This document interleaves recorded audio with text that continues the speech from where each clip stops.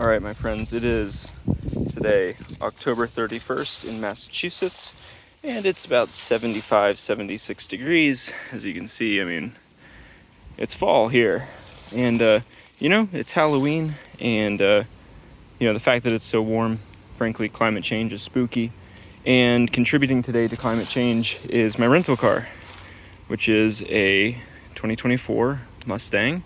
It's got the inline-4 Ecoboost. Still making 300 horsepower and 300 foot-pounds of torque, give or take.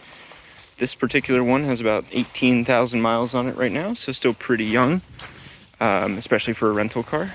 And let's dive into it, and I'll talk a little bit about it.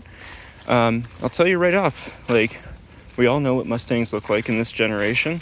I think it's a good-looking car. I think it's got nice lines and nice bulges, and it looks kind of muscular and mean, even if it's just got an inline-4. And apparently I need to unlock it. Usually it's keyless. But yeah, I mean, it's got an inline-4. It's still got grunt. It still scoots pretty good. And yeah, so here we are inside of a Mustang. I've managed to hit the lock apparently again. All right, it's off to a great start, huh? All right, so yeah, this car is actually pretty nice. So I'm going to start off with just interior stuff. Plenty of buttons on the steering wheel. Can do most of what you want to do. I would say steering wheel button here changes steering wheel modes. Cruise control stuff, cancel lane, keep assist, which just buzzes the wheel. It doesn't actively keep you in the lane. At least this car doesn't. Maybe I have something set up wrong. Light controls down here, trunk release, light brightness, pretty standard stuff. It's got automatic lights, including automatic high beam, which does actually work quite well. It is a bit aggressive with turning the high beams off, but it's also quite aggressive with turning the high beams. It's quite aggressive with turning the high beams on, but it's also quite aggressive with turning the high beams off.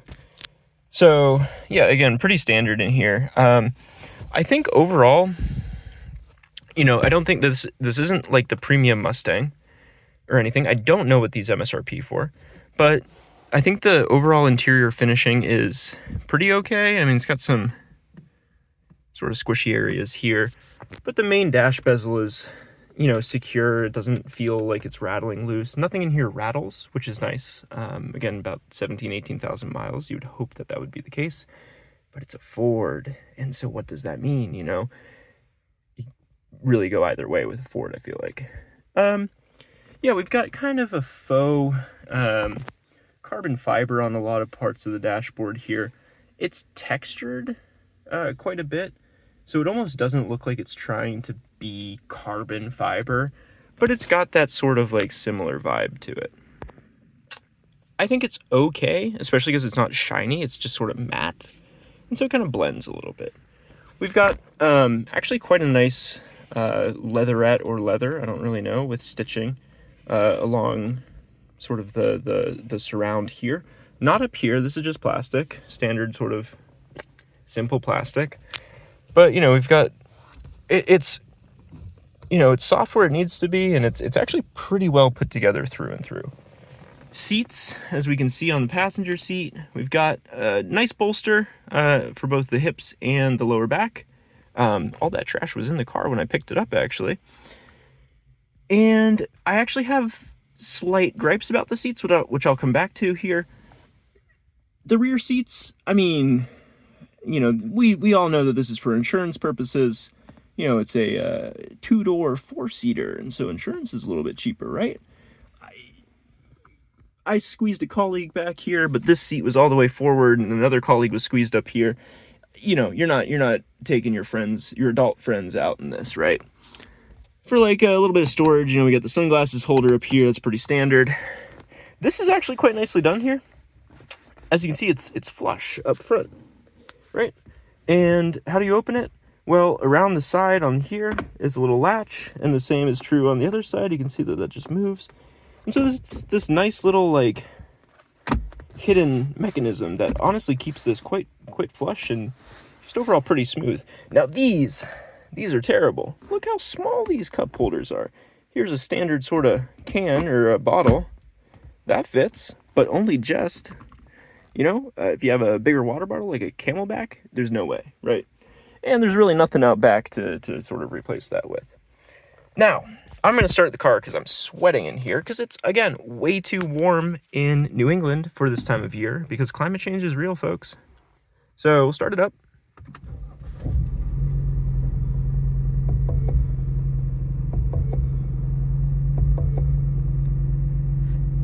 And you can hear it does this sort of like heartbeat thing. I don't know why it does that. I think it's fine. Nothing that I'm going to complain about. I'm going to put the parking brake on real quick. But I won't complain about that. It's just kind of is. Now, a few things to point out. One is that it's not going to connect to my device because I've turned my Bluetooth off because I didn't want that to happen. So stop it. I don't think I can stop that until it fails for itself.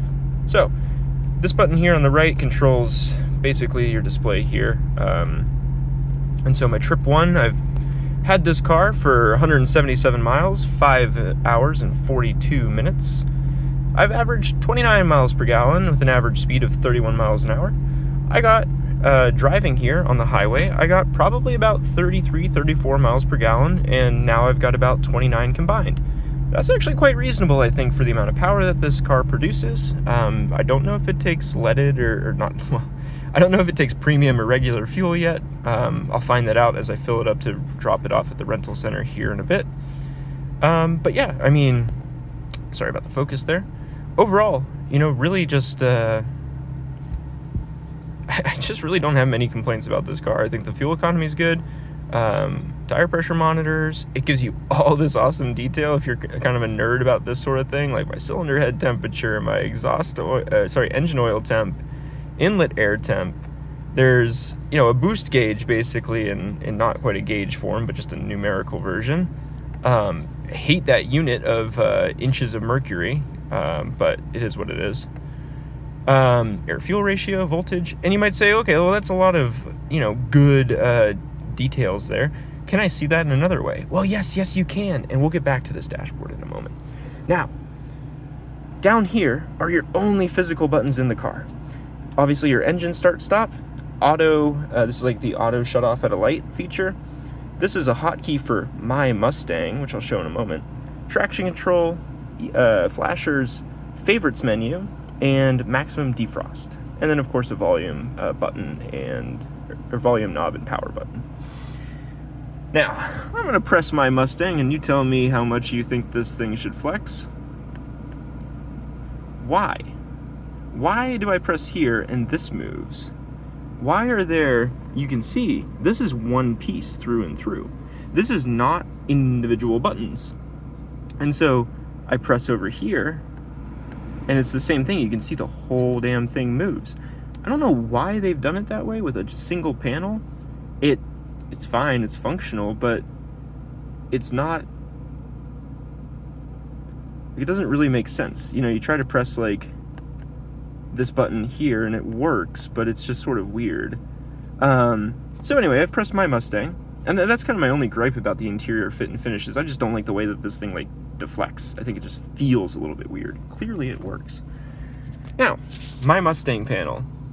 Man, you can set so many things in this, sort of. You can do a custom drive mode, which I haven't messed with. There's track apps, which is hilarious because this is automatic. And I'll talk about that in a moment. Cluster theme is kind of fun, right? I have it set to track, which I quite liked. Sport, very similar.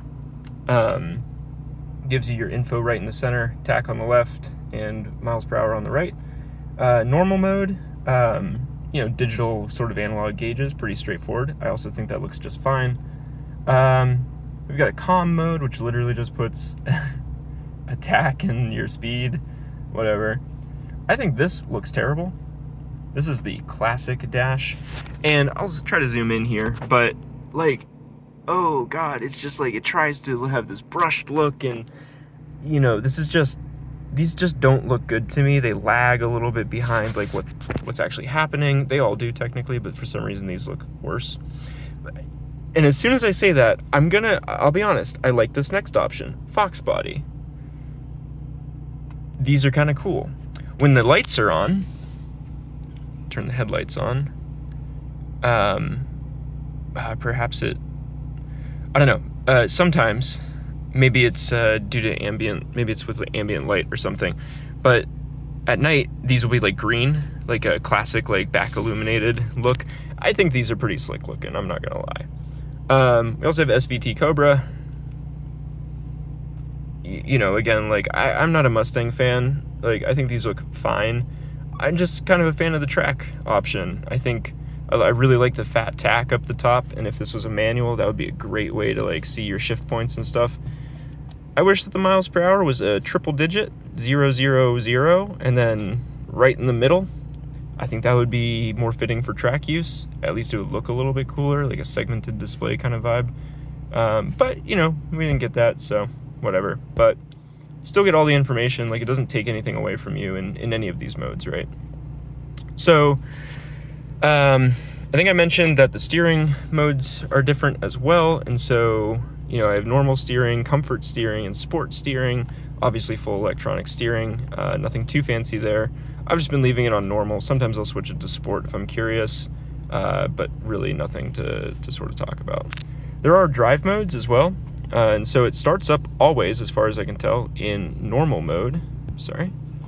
And we've also got sport, track, drag strip, and slippery, as well as a custom mode that you can set up from the My Mustang on the center panel.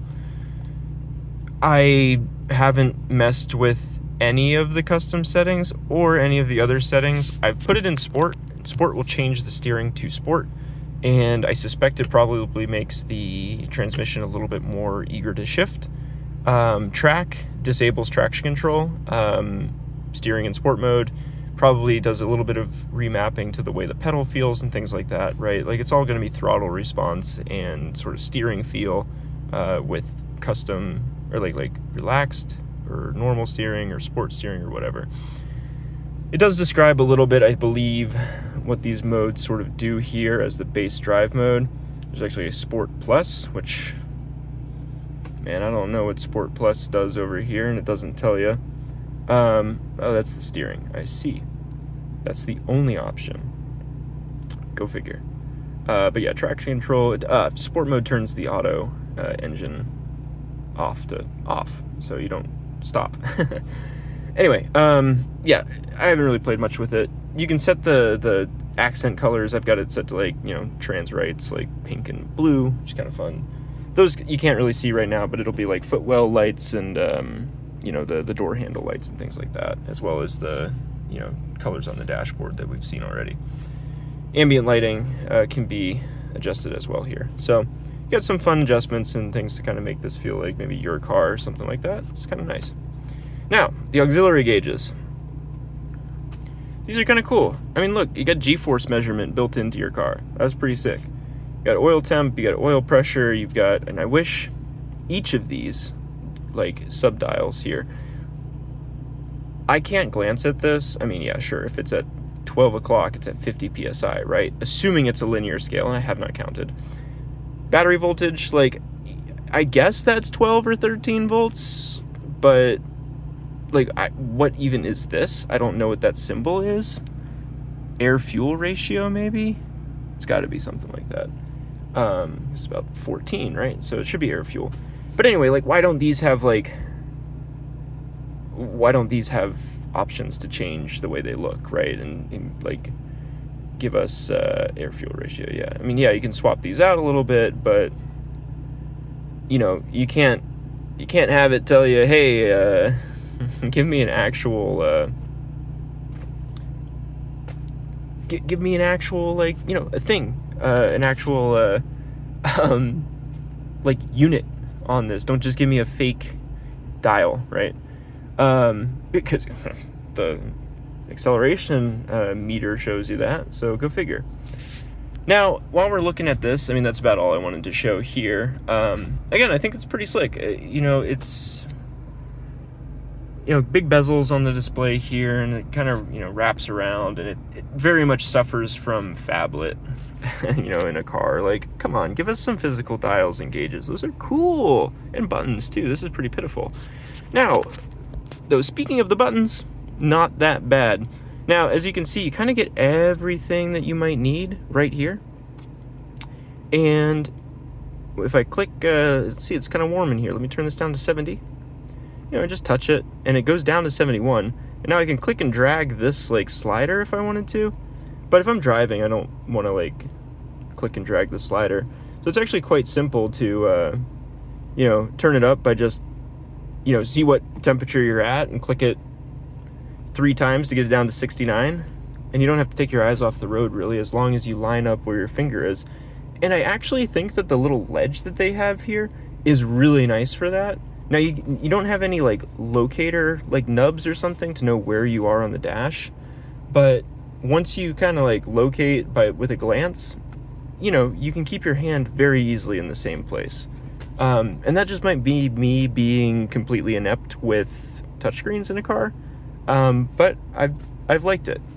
Now, we also have both heated and cooled seats. As you can, all you can see is my reflection. I'm very sorry about that. But we have heated and cooled seats, which is great.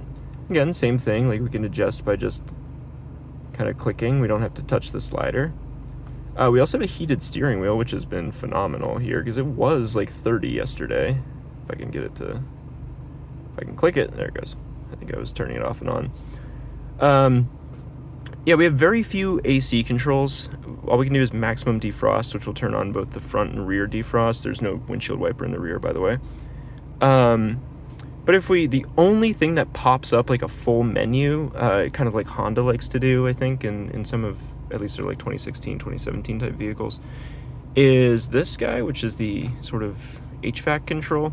And there's still not much to do in here. Like we can set specific like high, low, defrost, dual. I don't know what dual does, right? Recirc is in here. I literally do not know what dual means. I have not read anything. I'm going to turn this back to auto and just leave it. I haven't felt that I've needed to touch it. You know, I feel like auto has been just fine. So yeah, again, like, I'm actually quite pleased with this car. I know I've gone through a lot of like the weird UI stuff, and I don't really think there's that much weird UI stuff. This car drives quite nice. It's got stiff suspension, but it is soft at the same time. And that sort of straddling like sport versus comfort is also something that very much matches up with the seats. I feel like the seats are simultaneously a little bit uncomfortable because they're trying to be like sporty, right, with these bolsters, and also not uncomfortable enough to be sporty. So it kind of straddles that line. Transmission, I don't like autos in general. I just think they all feel a little bit sloppy. This one doesn't hunt much, but will hesitate maybe a little bit if you kind of try to gun it. But like the steering response is good. The brakes are great. The car pulls well. You know, again, it's got 300 horsepower. It's a pretty big car, but it is 300 horsepower. And unfortunately with the glare, it's hard to, and the leaves, it's hard to tell, but like this is a cool seating position. You know, you got the like classic, like tight window, small mirrors, but great rearward visibility with this big mirror here. Pretty terrible blind spot, like windows, right? But you do have the blind spot detection. I mean, it is a very pleasant car to drive. I've been enjoying it. It's quiet. It's smooth. It feels composed in a lot of ways. It feels very smooth at you know, it feels just the same at 85 miles an hour as it does at like 35, which is, and it'll get to 85 pretty quick. And you go, oh shit, like I have no sense of speed. Like it's just smooth, you know, it's not like the wind noise stays the same basically, which is quite cool. Yeah, God, I was like, oh, this will be like a 10-minute video. Here we are again, 20 minutes. You know, that's really about it. I will also point out this is a wireless charging pad, which is pretty damn cool. I love that in the car. I've just been tossing my phone down there and it's been working out great for me. So yeah, shit, sorry for the long video. I hope I don't miss my flight because I've been rambling for 20 minutes and I should have been driving to Boston by now. But yeah, here we are. 2024 Mustang. I'll give it a rating. And so I think my best rating so far has been a Corolla, which I think I gave an 8 out of 10 or 7.5 out of 10. Honestly, I feel like this car would be right up there with it. I think that the Corolla would be a better choice to actually drive like cross country because it has all of the lane assist and like active cruise control features. This has none of that. The best it'll do is vibrate the steering wheel if you start to drift out of your lane. Where's that button? Here. but like it is also a little bit more sporty and a little bit more fun, and like you feel kind of cool driving it because it is a muscle car even with an inline four, right? Wish it had a manual. Always wish that it had a manual. But so for a rating here, I think I'd also give it like 7.5 to 8 out of 10. Would I buy a new one? No. Again, I don't want to buy any new car really. And I do think I would prefer a Corolla or something over a Mustang if I was to buy a new car. So maybe the Corolla just barely edges it out for me in terms of my favorite rental cars, which is what I wanted, by the way, when I got this car, but they were out and they wanted to give me an SUV, and I said, please, I don't want a big car, I'm driving in the city, and they said, how about the Mustang? And I was like, yeah, hell yeah, I'll take it. But from an enjoyment standpoint, I've really been enjoying this car. I think it's a pretty good, you know, it is a good car. The fit and finish is nice, it drives well, it brakes well, it turns well, and it sounds good in here, good sound system. And yeah, I really don't have any complaints. Really nice amenities. Standard complaints, I guess, with the, you know, too much touchscreen shit, but how can you get away from that nowadays, unfortunately? So, well, there's 21 minutes of my 2 cents. So again, ultimate sort of review number here is about a 7.5, 8 out of 10. I like it. I would rent it again. I think driving one of these with a manual around a track would be a lot of fun. That's all. Bye.